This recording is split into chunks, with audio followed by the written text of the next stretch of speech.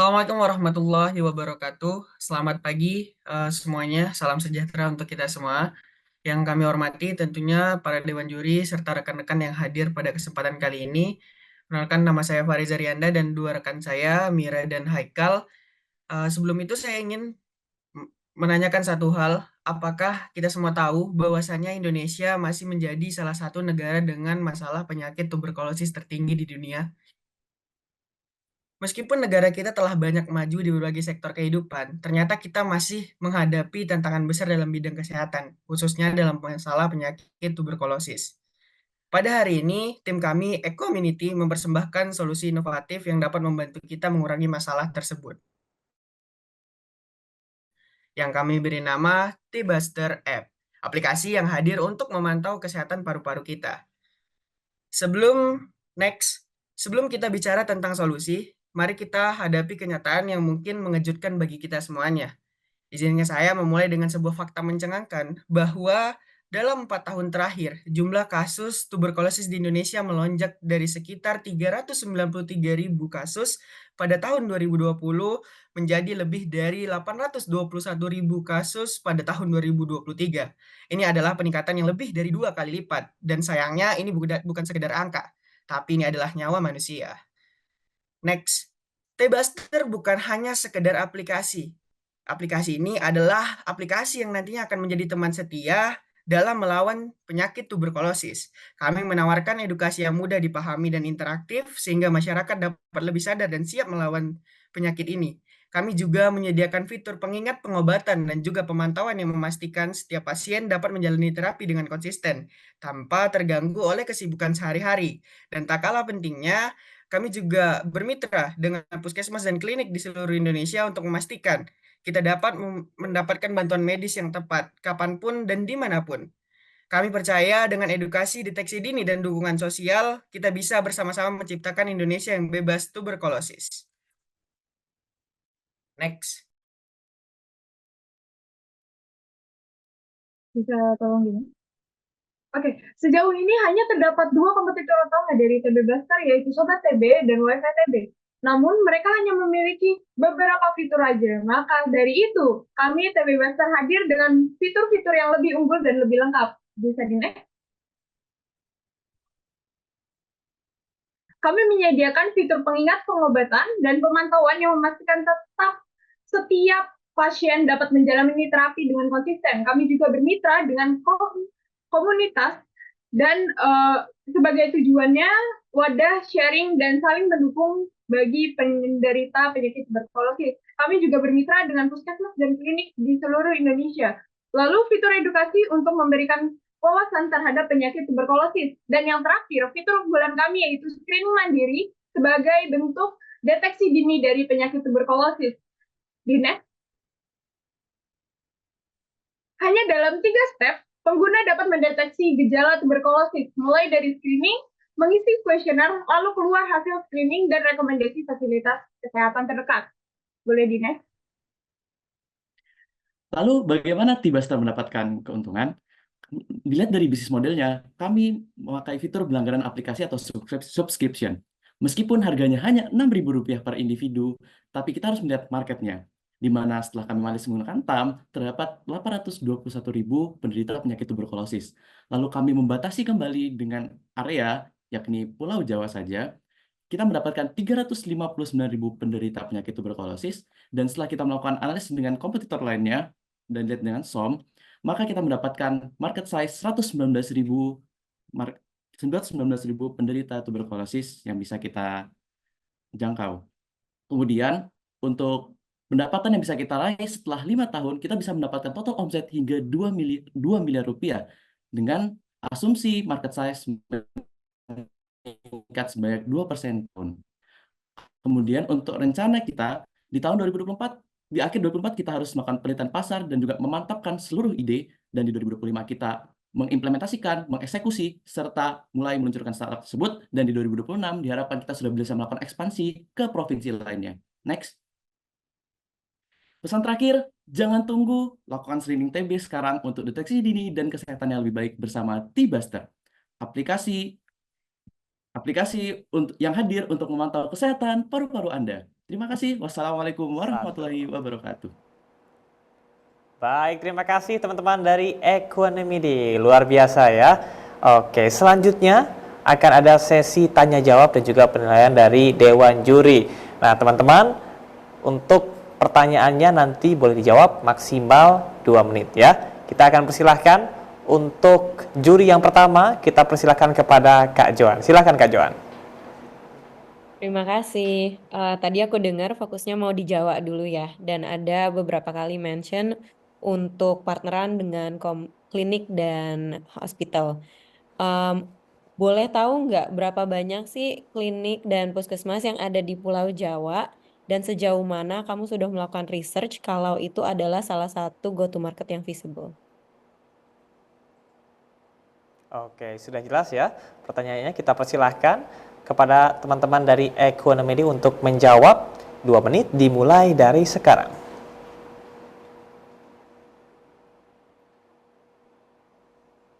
Oke, mungkin saya izin menjawab lebih dahulu, Kak. Jadi untuk angka pastinya kami belum riset sampai sejauh itu, tetapi kami melihat bahwa potensi untuk akses fasilitas kesehatan yang ada di Pulau Jawa ini jauh lebih mudah. Mengapa? Karena kami bertiga itu semua berdomisili setidaknya selama 4 tahun ke depan itu berada di Pulau Jawa, sehingga pertimbangan-pertimbangan tersebutlah yang membuat kami yakin bahwa kami bisa melakukan riset, bisa mendatangi secara langsung di sekitar Pulau Jawa saja terlebih dahulu.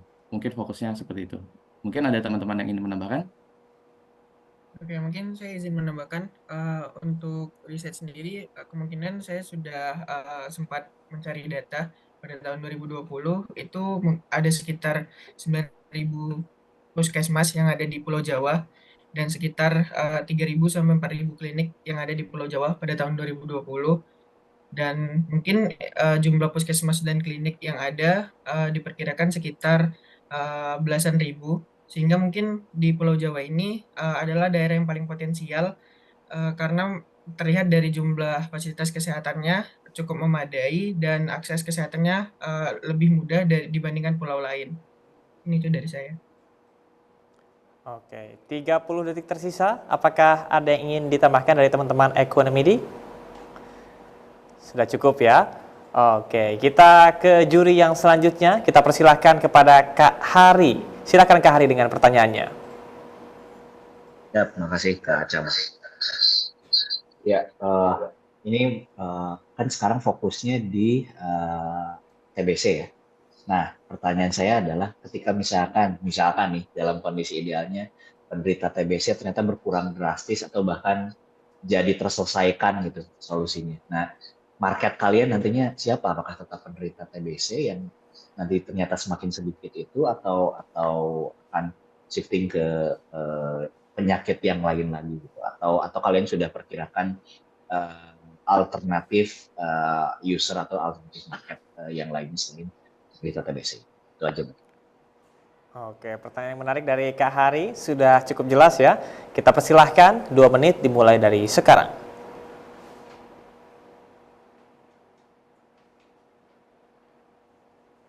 Oke, mungkin pertanyaan tadi adalah alternatif user apabila kasus TBC ini terselesaikan. Nah, mungkin kami belum berpikir sejauh itu karena menurut data yang kami miliki, penyakit TBC ini bukannya menurun dari 4 tahun terakhir, itu bukannya menurun, tapi meningkat sebanyak hampir 40% setiap tahunnya. Dan itu adalah angka yang cukup besar, sehingga apabila dikatakan apakah ada kemungkinan bahwa market kita akan semakin kecil, rasanya hampir tidak mungkin. Maksudnya peluangnya sangat kecil, karena itu tadi, bahkan di tahun 2024 yang seperti dikatakan di awal tadi, bahwa kita sudah penderita TBC di Indonesia itu mencapai 821.000 penderita. Dan penyakit TBC ini bahkan meningkat menjadi peringkat 4 pada tahun 2023, di mana sebelumnya pada tahun 2022 itu masih ada di peringkat 6.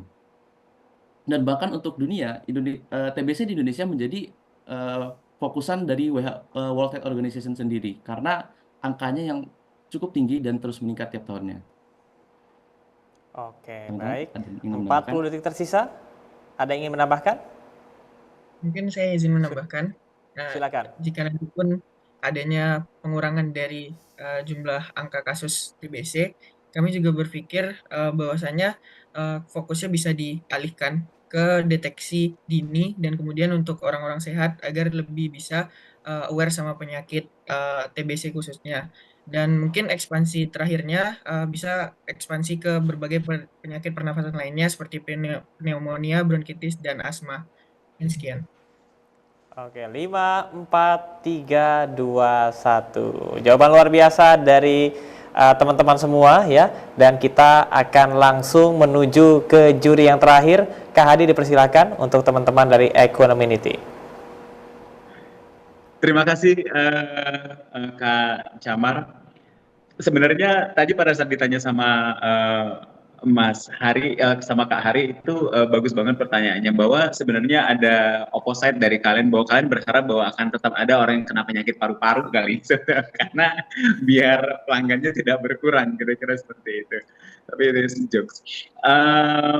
Saya justru ingin bertanya bahwa dengan potensial market yang ada seperti ini, pasti kalian akan butuh pendanaan yang lumayan gede ini, apalagi berhubungan sama dunia kedokteran. Nah, dari teman-teman sendiri sebetulnya siapa target yang akan menjadi feature pendanaan kalian gitu, either itu venture capital ataupun mungkin angel investor atau siapapun itu yang pertama. Kemudian yang kedua, tadi bagus pada saat penambahan jawaban bahwa akan ada alternatif dikembangkan terhadap penyakit paru yang lainnya. Justru saya ingin menambahkan, apakah teman-teman juga tidak berpikir atau ingin menambahkan juga di luar dari penyakit paru? Kemudian apakah teman-teman juga bisa beralih kepada bukan identifikasi dini, tapi mungkin lebih kepada solusi dari pengobatan tanpa harus ke rumah sakit gitu. Jadi identifikasi penyakit dari rumah, lalu tanpa harus ke rumah sakit. Apakah ini juga masuk dalam plan journey-nya dari startupnya teman-teman? Monggo, terima kasih. Oke, baik. Terima kasih Kak Hadi. Teman-teman dari Equanimity sudah bisa menyimak ya. Pertanyaannya sudah cukup jelas. Kita persilahkan untuk teman-teman menjawab. 2 menit dimulai dari sekarang.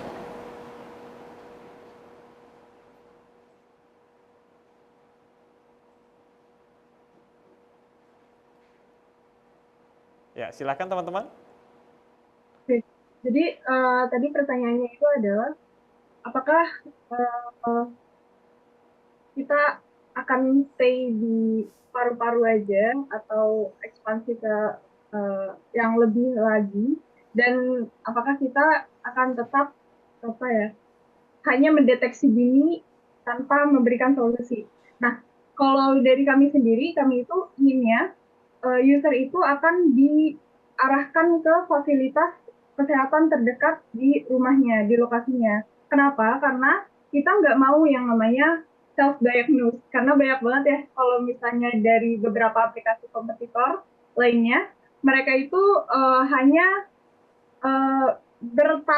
berkomunikasi melalui aplikasinya saja gitu, dan takutnya diagnosanya itu dari dokternya itu tidak seakurat itu. Makanya setelah kita lakukan pengisian kuesioner di aplikasi, kita arahkan ke fasilitas-fasilitas terdekat, fasilitas kesehatan terdekat di lokasi dari user kita gitu, karena penting bagi user kita atau pengguna kita ya untuk mengetahui diagnosis dari penyakit mereka itu sebenarnya seperti apa gitu secara lebih detail, dan mereka juga bisa bertanya lebih detail ke dokternya langsung. Lalu untuk investornya itu